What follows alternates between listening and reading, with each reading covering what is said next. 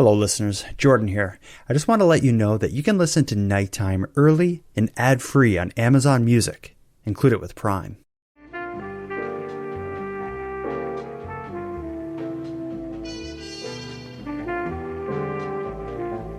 You are listening to the Nighttime Podcast. Hello listeners. There are some stories I just can't look away from. Tales of an enigmatic mystery hidden in plain sight, or an awe-inspiring talent overlooked by society at large. Those kind of things do it for me. But so does a story of David versus Goliath, and that's what we have tonight. But this version of that age-old battle is an especially lopsided mismatch. In this story, our Goliath is the Canadian military, and our David is a modest sex worker who offers a discounted rate to service members. The first stones have already been thrown in this battle, but as you're going to hear, it seems every effort the military has taken to shut her down has only resulted in the kind of advertising that entrepreneurs dream of. A memo sent throughout the Kingston, Ontario military base warning its members to not seek the services of that local sex worker offering military discounts? Well, that didn't go as planned. But I don't need to explain it here just yet, as we're going to get the story straight from the source. Tonight, Madelayne Klein and I are going to meet up with the last person the Canadian military wants its employees sleeping with, Tina. A Canadian Armed Forces uniform, according to the law, can only be worn by members of the military or civilians who've been authorized to do so. That is not stopping a sex worker in Kingston from advertising her services while in a uniform. Those images of Tina Gilchrist caught the attention of the military police. They sent her a warning letter claiming she's committing 2 offenses under the criminal code. And last month, commanders at CFB Kingston took the unusual step of warning soldiers to stay away from her. Let's start at the very beginning, Tina. Why don't you just tell me whatever you're comfortable with telling me about your background, where you're from, aside from your work as a sex worker, who are you? So I'm actually from Scarborough, which is now Toronto. But I went to Lester B. Pearson High School there. Mm-hmm. I moved to Kingston to go to St. Lawrence College for veterinary assistant. Okay. And that was where I joined the Kingston Kingsters. That was where I became involved in the BDSM community. I started hosting their slosh in about 2014.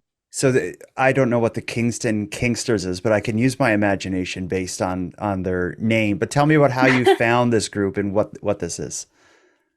I'm an active member of FetLife, which is basically Facebook for kinky people. Okay. So like fetishists and is that sort of stuff? Yeah. So when I moved to Kingston, they were like the group that kind of popped up doing the most, and so they were the one that I got involved with. Okay. I didn't realize FetLife has been up for that many years. I thought that was a pretty new thing, but FetLife has been around for. I actually joined FetLife literally on my 18th birthday, and I'm 32. So, I'm way behind. Jesus. So you're in Kingston, going to school to be like work related to veterinary care for animals. Yes. So I did vet assistant, and then I was later accepted for veterinary technology, but I did not graduate that.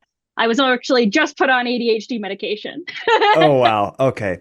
But in Kingston, I've never been there myself, but that is like kind of like seen as a military city. Is there like a large military base there or something? Definitely. Yeah. CFB Kingston is basically right across the river on the other side of town. And they have the RMC actually, which is the Royal Military College. Mm-hmm. And then right beside that, they have like a kind of like a big school and like some barrackses. And then across the street is like kind of like the proper base, okay. I guess. So if you're hanging around Kingston, you're going to rub elbows with military people all the time. Oh yeah, they're all over downtown. Okay. So in my mind, I picture 18-year-old Tina from small town Scarborough goes to Kingston and finds her way into the Kingston Kingsters, gets into a VetLife account. How does this turn into sex work? Because I'm assuming this is all connected and leading to you ending up in sex work. How do you I start was in sex actually a work? sex worker before I moved to Kingston. Really? Okay. How did you So tell me how you started? I'm always curious on what makes someone kind of like jump into that world. I didn't want to ask people for money, and I found it really hard to get on disability, and I Mm, actually wasn't sure if I really wanted to be on disability because my mother is kind of a loser and was on disability. So mm, um so I started maxing my credit cards basically because I mm. didn't want to ask my parents or family for money, and that's when I became a sex worker. Okay. And did you Are, find it was fast money or easy money or both? A little bit of both. Like, I mean, it's not easy, but it's easy in that I don't have to stand on my feet for 8 hours Right. and make Yeah. $12 an hour or whatever the minimum wage is. some people say, like sex work would be dehumanizing, but the way you just described it, it isn't as dehumanizing. If it is dehumanizing, it isn't as dehumanizing as being I would broke and needing to go to your 100 family. yes, I would 100% rather be a sex worker too than having to piss in a bottle at an Amazon factory. Like, I'm sorry, hands down. Hmm.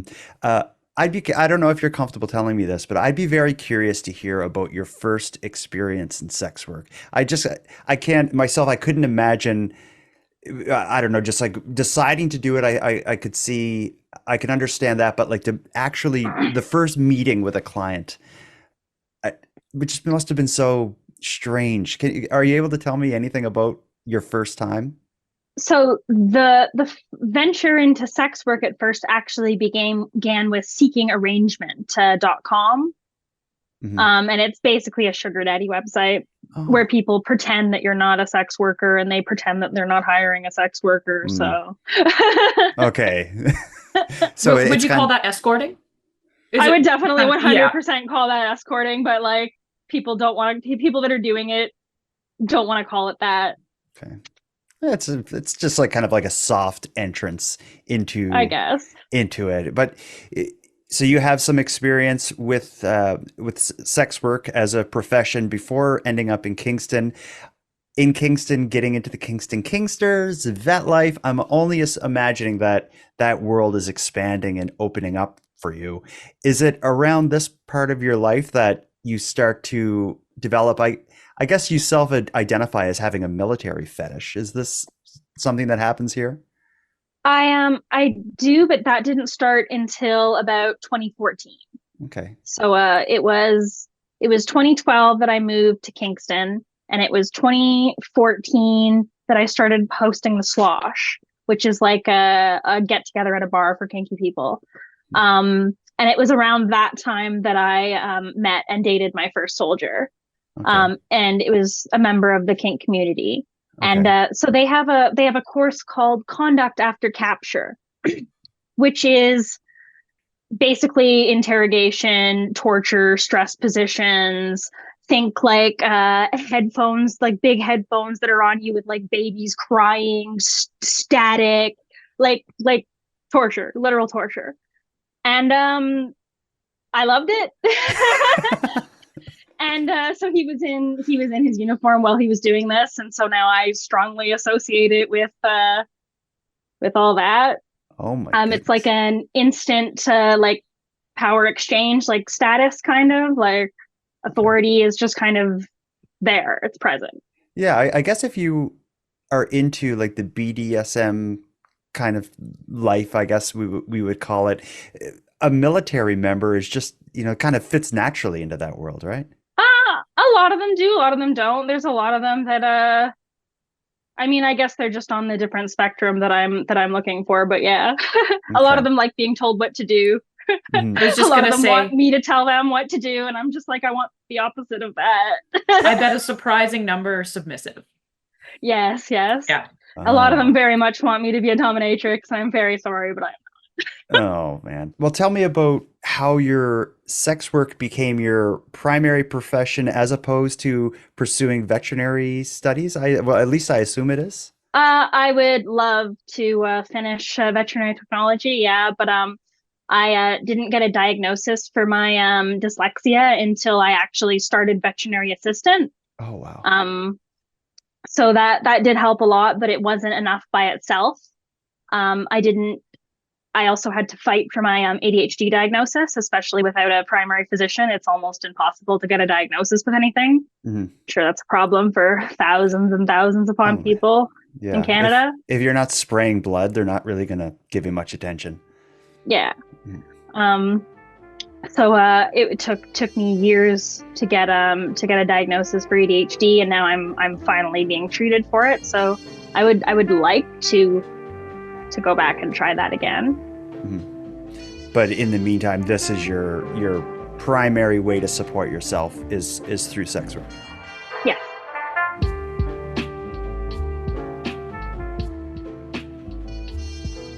Let's get into sex work as it pertains to I don't want to use the word targeting military members or marketing yourself towards military members, but I think we're getting there. At what point does your sex work and your fetish, your attraction to military members, when do those two worlds officially combine? It was very recently after the conduct after capture thing that I started offering the discounts because I specifically wanted them to keep their clothes on while they were having sex with me. So in this discount, we're going to have to talk about what is the discount? What is the story of this? So my main cost is 200 per hour. Hmm. And I give military members, if they show me their ID and prove it, allow them to pay $150, which is a 25% discount. Okay. Have you heard of any other sex workers doing like a military discount is such a common thing, but something about the world of sex work offering that, I think a lot of people are like, what? It's actually funny because I used to get offended when like older people would be like, "Hey, can I have like a seniors discount?" You're like, "Oh, fuck off." I was So just gonna ask if you've ever had that. No, but you can pay the senior surcharge. like honestly, no, you should pay more for asking for a discount.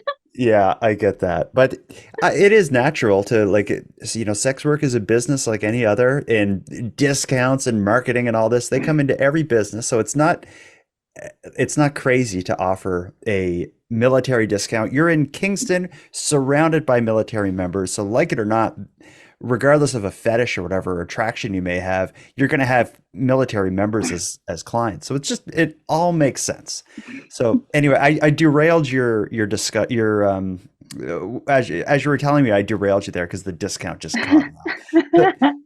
So tell me a bit more of how the two worlds combine. So you wanted to attract that type of client. You did so by offering a discount. I mean, I was already getting them as clients regularly because it's a military town and I'm a Mhm. sex worker. Yeah. So it just made it easier. And once I started offering the discount, it seemed that they were a lot more interested in seeing me anyways. So, What Mhm. would you say is the ratio of military to non-military clients that you have? uh, probably like 85% military. Oh Wow. wow, okay. And Wow. do you have like I know you have your website, but are you like on OnlyFans or do you do any other Yes. platform? Yes, I am Tintinebula on OnlyFans. I'm actually, thanks to all of this, a 6.8 top creator now. Okay. Amazing. Okay. Well, that's the perfect segue because you were doing your thing, getting by, but very recently you got a huge promotional push, probably Free unintentional, advertising. yeah, from the Canadian military. So you're doing your Thank thing. you. Yeah, you're doing your thing, offering your discounts, getting a significant amount of your clients as military members. How do you find out that the Canadian military is telling their members not to seek out your services? So it was, everyone was pointing me to an Instagram account called Corporal News Network, and they were the ones that actually posted the photo of the screenshots of the email that went out to the base. And so this is an email sent from like the higher ups to all the personnel It on the didn't. base. He didn't post the time or the or who had sent it out or exactly who it was attached to, but he he posted the screenshot of the actual message. Okay. And so this is your first time catching wind of it. Do you have it handy where you can read it, or tell me a little bit about what was in the message? I can Yeah, and pull. you'll also be able to pull it up on my website, Okay. so that you can attach it to when you edit or whatever. Yeah. Um, but basically, recently a situation was brought to our attention and is currently being investigated in respect to an escort service advertising within various CFB Kingston headquarters, or sorry, not headquarters, quarters aimed at military clients. While being an escort is not an offense in itself, the procuring of sexual services is a criminal code offense. Further, the escort in question has photos posted on her website, as of yet identified clients, in Canadian Armed Forces uniforms in compromising situations. Aside from this being a potential offense, it could lead to other more serious consequences, and engaging in sexual exploitation goes against our CAF code of ethics and values. CAF personnel are putting themselves in dangerous situations. These services often have links to organized crime, and members can be blackmailed if their names are known. This can also lead to family and security issues, as well as security risks to the institution. Members could be exploited for their access to classified information, not just now, but throughout their career, and could lead to their security clearances being pulled with follow-on criminal charges. To assist us in our efforts to further prevent such businesses from targeting base personnel, I ask that you inform your personnel to refrain from interactions with these types of providers and report any instances of these persons soliciting on base. And they even name drop the guy, but I Oh had redacted my. Okay. that. So that is pretty out there. They're definitely leveling some serious kind of, I wouldn't say accusations, but Implying, yes. yeah, and perpetuating quite a few stereotypes. Exploitation is a word they used. Organized crime. Uh, Yeah, some definitely some negative stigmas in there. I Well, and think I I just don't understand why, like, okay, so let's say somebody, for lack of a better word, tattles on somebody else for using your services. Prove it. What are they going to come to you and be like, can you confirm this? Like you're going to do that. mhm. My understand. Correct me if I'm wrong, but my understanding is this may have started with somebody finding like a business card or something of yours. Do you know if there's any truth to that? That somewhere on base, like a higher up or something, found like one of your cards? There was, yes, a bunch of the cards that were found in the barracks. What are these cards? Just like a typical business card? They're actually they were thin metal business cards, like waterproof. Metal like a dog But tag? just like very thin metal. Okay, That's a great idea. it is. The military base gets this message. It doesn't specifically name you, but you know it's you they're referring to. Like, what makes Oh you yeah, so like sure it's you? who else would it be? Yeah. It's pretty neat. Like you've got a fairly different niche. Like, do you know of anyone else that does what you do specifically to There's the definitely like military? shack rats, but I don't know of any specific escort that is Right. targeting them. No. Okay. What is a shack rat? I've seen that term used a bit in stories about you. What is that? So the place that the soldiers like stay on base is called like the barracks, Mhm. and it's like known as the shacks. Okay. So a shack rat is just like the women that Okay. run around there. Okay, like that, like you got a puck Like bunny for groupies. hockey. Like groupies, yeah. Yeah. And Okay. then they call women that hang around like truckers lot lizards. Oh. Yeah, same thing, same Yeah. Why thing. do like the hockey girls get it so good with puck bunnies? Like that Right? sounds sweet. A shack rat and a lot lizard and these puck bunnies. So this memo comes out warning everybody on the base to stay away from Tina, the evil, exploitative, exploited, organized crime fed not womanizer, man eater. Um, who's going to destroy all the families of the clients or whatever. I also understand that there was some kind of communication between you and the military police. Did you not hear from them directly about uniforms?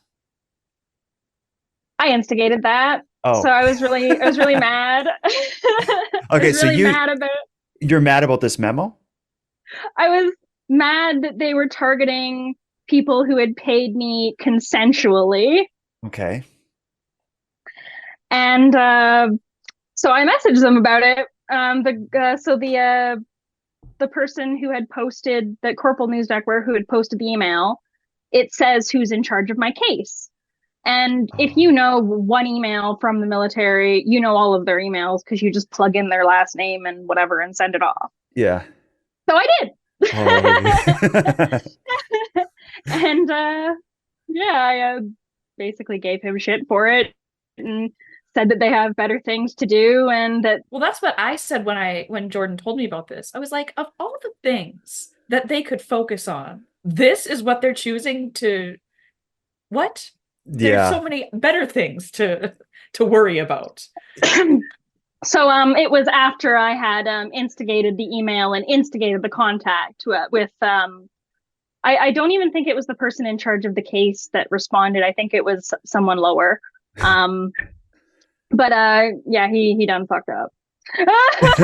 They call it kicking the hornet's nest. So you kick the hornet's nest. You're like, this is me you're talking about. Come at me. How, as far as their threat or whatever against you, how stern was it? Like, what did they say they were going to do to you? Or could so do to you? he said that one of the things that I did was contrary to section 286 of the criminal code, which is advertising sexual services, which is what I told you that you can't do legally, but I am allowed to do for myself legally. So as long as no one else is profiting from it, it's legal for me to do. It's decriminalized anyway for me to do for myself. The other thing that they threatened to charge me with was 419 of the criminal code, which was unlawful use of military uniforms, which I just disagree with because I'm not impersonating a soldier. Everyone knows that I'm not a soldier. Everyone knows that I'm not representing the military.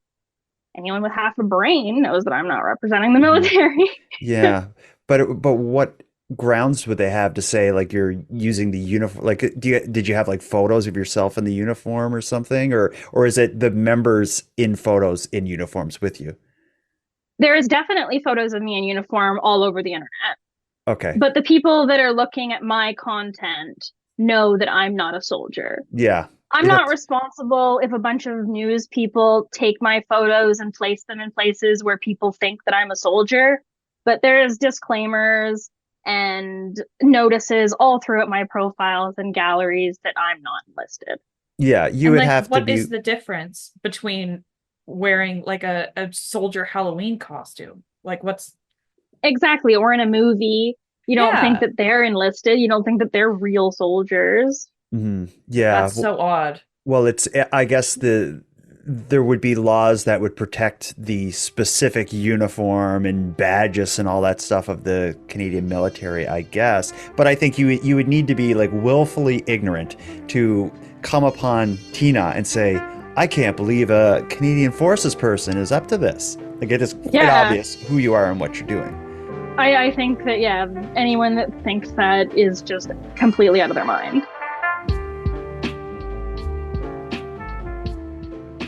You have this back and forth with the military police, which seems to be, at this point, empty threats. There's not charges against you or anything. There are statement that memo is sent to all the military members at the Kingston base to not use your services, which again is great advertising. So I want to hear about that. If I told my kids, guys, I got some candy in the drawer upstairs. Do not go near the drawer upstairs. Don't eat that candy. As soon as I turn my back, my kids would be up to their elbows in that drawer. I can only imagine the Kingston military community is the same way with your sexual services. There's this woman. She wants you specifically. She's giving you a discount. Don't go see her. She's conveniently located. Those I don't know how they expected that to play out. Like, well, how did it play out? You got the numbers. You see your website traffic. Christ. So 44,000 in the last 30 days alone. And in the last 7 days, currently there's 37,000 hits to your site. Yes. And what would be normal before this? Like hundreds. Before That's that memo, it was amazing. like only hundreds. And I just love the irony of that. Oh, well, it's just like when karma gets someone, and I think that whoever took it upon themselves to choose this as the issue that they want to send an office-wide or site-wide memo about, having it blow up in their face like that, I think is perfect. And it shows like Beautiful. each hit to your website, I think, is a vote by the people who, the actual members who don't get the authority to send out this memo, and they're all voting like, no, she's all right. Oh, I've had people in like Nova Scotia call me like, "Hey, me and my husband are Oh, enlisted." Yeah, not me. yeah. Not me. No, This yeah, no, isn't not me. you. Sorry. Yeah, no, not you. There was like some ex-military couple that called me and was like, basically, "You go, girl." Mhm. And yeah, that was great. I've had, but yeah, they were the What? only people that name dropped their location too. So I guess. Okay. So what about this though? Is your business relies on bookings and all, and your clients actually meeting with you. Have you seen a spike in new clients actually reaching out for like appointments? Yes, a little bit, but I think that it's also going to be higher when people are less scared of me being in the spotlight. Yeah, So like that's I think the free advertising, now that they know that I exist, the people that would hire me will hire me, just maybe when not things when cool there's down a actively bit. MP looking around the base for me, you know? yeah, that no, that makes total sense. But certainly like there would have been word of mouth kind of advertising happening around the base in the past, people talking about you and whatever. But this is like a whole different level.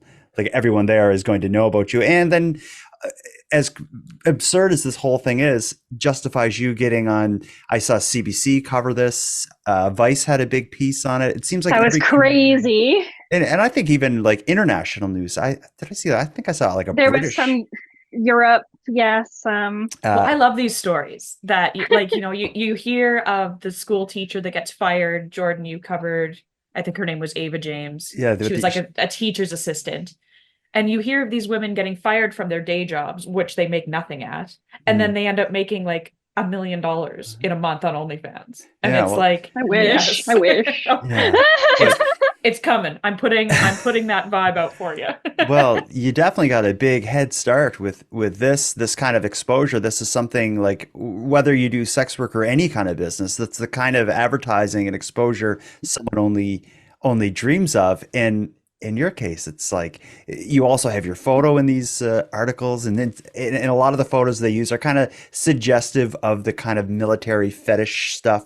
There's one of you hanging from a tank, several pictures of you, and like actually for people who are listening to us, you're wearing kind of a military themed blazer right now with a lot of cleavage showing as well. I may add, but we're all mature here. Madeleine's not offended. Oh, no. I think um, it's fantastic. so Thank you. Thank you. what about this is, it's a lot of people who get into sex work and do that kind of work, they keep it separate from their personal life. That's impossible for you to do now as if you Google sex work Canada, I assume the first couple results are going to be news articles about you at this point. How, how does that Maybe. feel to have it so connected to your face and your legal name in these articles? To be honest, this was I mean, this is obviously way more exposure, and there isn't enough weed in the world to deal with the anxiety from all this, don't get me wrong. But this isn't very different from me having been already out in the kink community. Mhm. So I teach at Pride. Every year I have an educational booth where I'm there, I'm out, my face is there. I've taught at Queen's University for the what is it, the Sexual Health Resource Center. Okay. I taught them about kink and consent. So my face and name is already out there. It's not a secret what I Yeah. do. And it's pretty clear this isn't something that you're ashamed of or feel that you should be ashamed of. At least that's how it comes across to me. Oh no, not at all. Mhm. I know the legal aspects of sex work is something that's really important to you. You asked me before we started to watch a TED talk about laws related to sex work across the world and what a sex worker would want as far as as far as the laws in their country. Can you talk a bit about how Canada's legal system affects your ability to do your job and to stay safe while doing it? I just be, when you hear of sex work as an outsider like myself, I'm thinking of, the old fashioned standing on the side of the street or having like a pimp that's abusive, or nowadays, I guess it's kind of like online sort of postings, but I'd be curious how it actually works and how the law dictates how you do your job. I would love to do that, and I thank you so much for taking the time to watch that video that I sent you both, and then sharing it with your co-host. So Canada has what we call the Nordic model, and it is basically half decriminalization. So according to the law, I am treated like a sex trafficking victim, even though I'm doing this of my own will and I'm operating by myself. Under the law, I'm a victim. And anyone that hires me is legally basically treated like a pimp or like they're exploiting me. So they are breaking the law and I'm not, which makes it very difficult to be safe because they don't want you to know who they are. Mm-hmm. And I'm sure if you've had any experience online, you know how anonymous people act. Huh. You've noticed So, that too? Go on YouTube and read a comment on anything. if I don't know who my client is, if I can't tell someone who I'm going to see and where I'm going to be, my life is in danger. Mm-hmm. I'm not safe. Mm-hmm. I won't do it. Mm-hmm.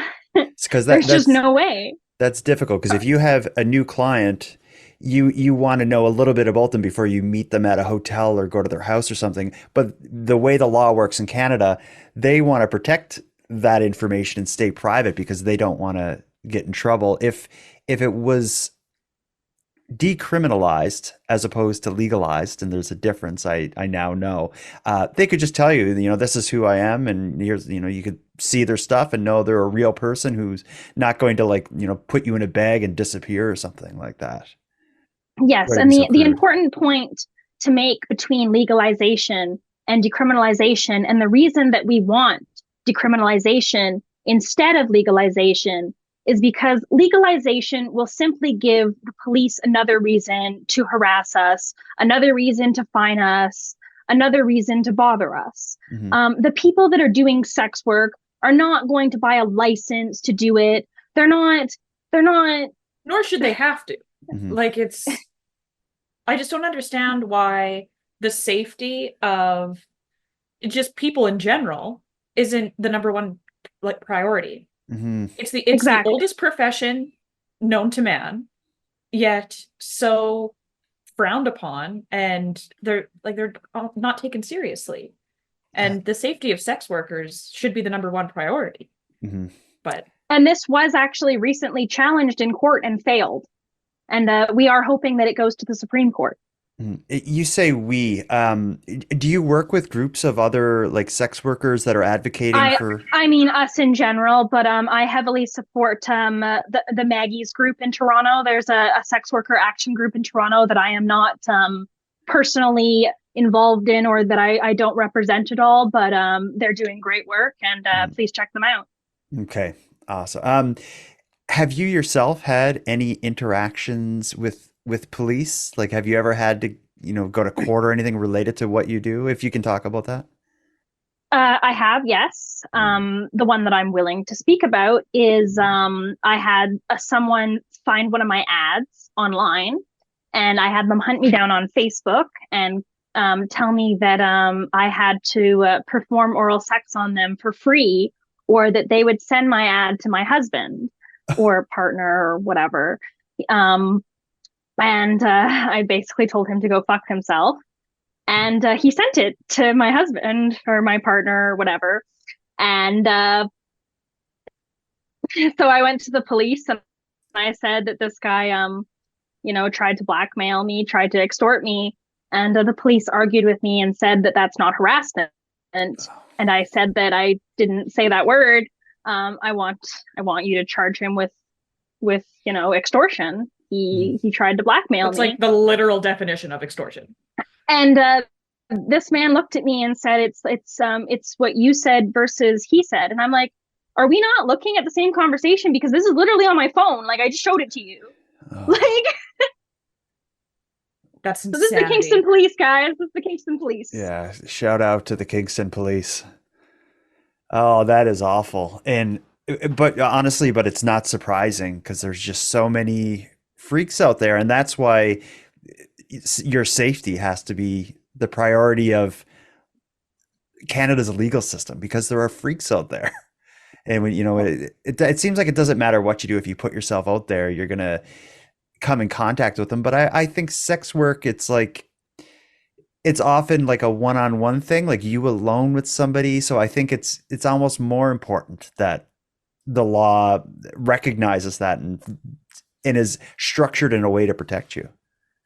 Yeah, and it's great that I can't get in trouble for advertising myself or having my own business, but that doesn't help me if my clients don't feel safe telling me who they are and letting me make those safety protocols that keep me alive. Mm-hmm.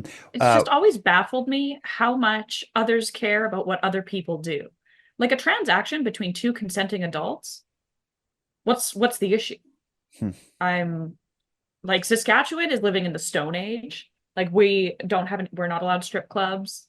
Some guy in the Sask party just got fired for like hiring an escort. I don't know how they found out, but I was like, is that not legal? Like, Yeah. and then illegal to fire him on that account. Like, it's very, very backwards. I want to change gears here, Tina, and I'm going to test your comfort level. I'm genuinely curious.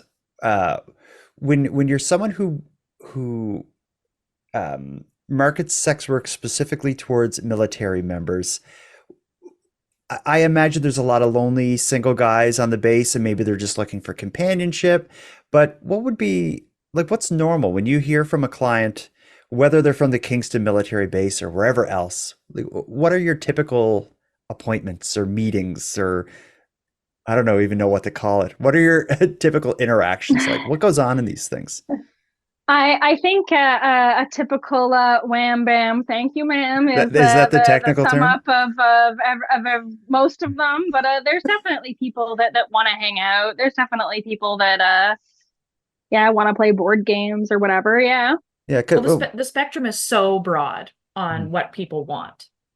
Oh yeah. So, yeah. But just from looking, like in researching to talk to you and looking at your social media presence and all this stuff, it seems like there is more to what you do than just the wham bam thank you ma'am, though. You inject a lot of like kind of personality into what you put out there. So I just kind of expect you would have a lot of clients that are maybe are looking for more than just the, I'm going to have you here for 2 hours and we'll do our thing and that's it. There are people that become friends that I end up just hanging out with, but as a general rule, most people are just paying me for my time and I'm leaving unless we actually do develop a friendship. Interesting. Okay. And again, stop me if I'm going too far, but is this the kind of thing where you go to someone's house? Do you work out of like hotels? Like where does this happen? I'm in a soldier's house right now. Oh shit. They have good Wi-Fi. Tell them thanks. And thank them for their service as well. I will. So this is the best. Personally. So, oh God. So I guess that answers the question then. You will travel to people's homes and you work where it happens. I'm regularly flown to Alberta by soldiers. Nice. Oh, why Alberta? Every time I say I love you to a soldier, he gets posted to Alberta. So, yeah, but I just, Alberta's the place that I want to go. So, well, there you are. I asked earlier, but I think we got off track. Is friends and family from your life before sex work now know what you do? Is there any kind of conflict or weird vibes related to that, or are you okay with it? I mean, if we have a big family dinner with my extended family, it might be a little awkward now. Okay. Okay. Well, But I mean, podcasting's not great either for family talk. So as a general rule, though, like nothing I did was a secret. No, it's I'm not I'm not afraid. I'm not gonna rub it in people's faces and talk about it over like Christmas dinner or whatever. But if you're gonna ask me, be prepared to be told the answer or don't ask the question. okay, I No think that's fair. staunchly conservative uncles trying to stir the pot. Are you talking from experience, Madelayne? I'll argue with anyone about anything. So So Tina, generally sex work, I think, is at least in my mind, as an ignorant person, it's generally a younger person's kind of job. Where do you see your future for this? Do you think in 10 years, do you still see yourself doing this? And in 20 years? I would ideally like to be able to work as a veterinary technologist. I would like to specialize in birds. I have a specific interest in parrots, like exotic birds. Okay. that's so cool. Yeah, when we were planning to talk, you wanted to kind of schedule around when you would be home because you have a bunch of birds. Yes, I do have a bunch of birds, and I was worried that they were going to be too loud for your podcast. Well, I appreciate that. So what's the future? So in the future, you would hope to get into that type of work. Are you taking any steps to get there? And also, do you see it as like getting out of sex work, or is it just kind of? It's something that I've always wanted to do. I actually did want to be a veterinarian, but I'm dyslexic specifically with numbers, so Hmm. Well, we wish you all the best with that. This story is it's fun to laugh at because I like seeing it all blow up in the military's face, so to speak. But yeah, that's funny. it's an interesting kind of way to look at the world of sex work, which I think a lot of people are just they're unfamiliar with and ignorant about. And when you actually talk to people engaged in that profession, it certainly open your eyes to the reality of what's going on out there. And it's not nearly as rare as I think people probably assume it is.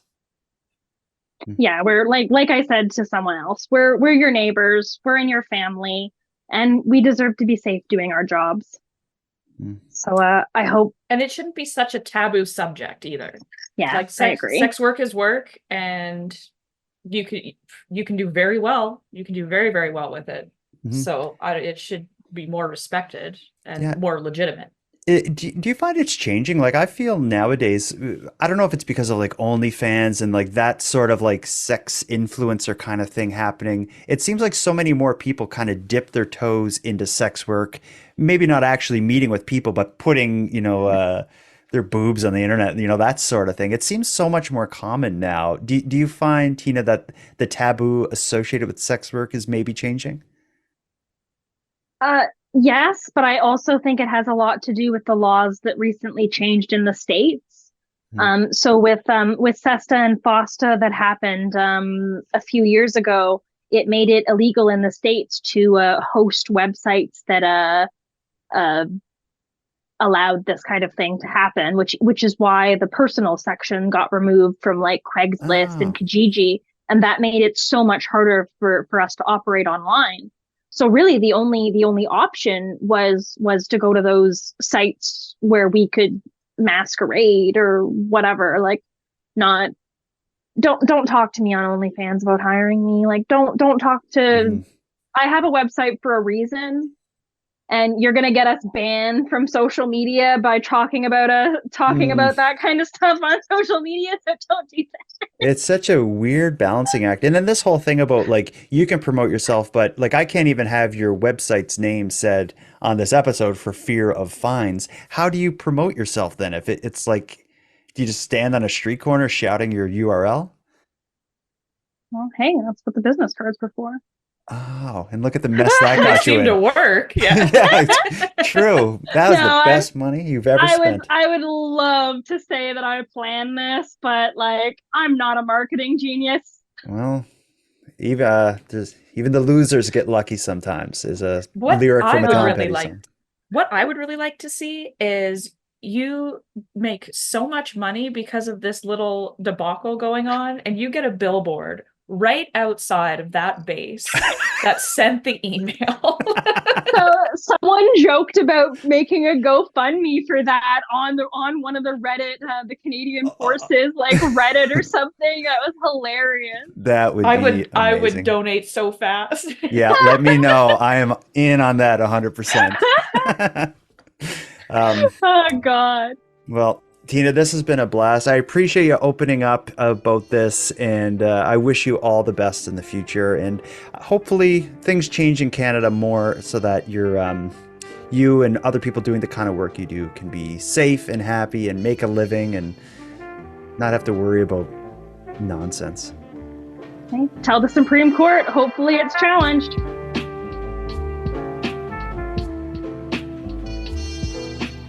I want to thank you for joining Madelayne, Tina, and myself for this episode of Nighttime. Now I'm going to start wrapping up this episode, but before I do, let me end with some thanks. First, a big thanks to Tina for sharing her incredible story with us. Both because I think the URL is comical, but also some of you may want to reach out to her. But the Canadian laws are such that I could get my face slapped for helping you find her. But as you probably already know, she doesn't need my support for promotion. The Canadian military has already basically made her a sex-working star. Bunch of bozos. Anyway, I digress. A big thanks to Monty Datta for contributing the music for this episode, and LJ from the Dystopian Simulation podcast for providing the intro and outro voiceovers. And then lastly, but most importantly, a massive thank you goes out to each and every one of you listening to Nighttime, as without your interest and your support, this show would be as pointless as it would be impossible. And on the topic of support, let me thank the newest subscribers to the premium feed. Sophie, Yvette, and Mike, I appreciate you. And for anyone else who'd like to support the show, you can help us out here in a variety of ways. First of all, a premium feed subscription costs just a couple dollars a month, and that money funds the creation of the show, but the premium feed also gives you access to an ad-free, 2-day early release date with a full back catalog of Nighttime episodes. And if you don't want to go premium, you can still help the show grow by simply sharing this episode on social media and letting all your like-minded friends know what we're doing here. If anyone listening has any story ideas, wants to give feedback on the show, or would like to submit a question or comment to be responded to in an upcoming episode, you can do all that and more at nighttimepodcast.com. I look forward to hearing from you. Until next time, take care of each other, hug your loved ones tight, and let me know if you see anything weird. The Nighttime Podcast is written, hosted, and produced by Jordan Bonaparte.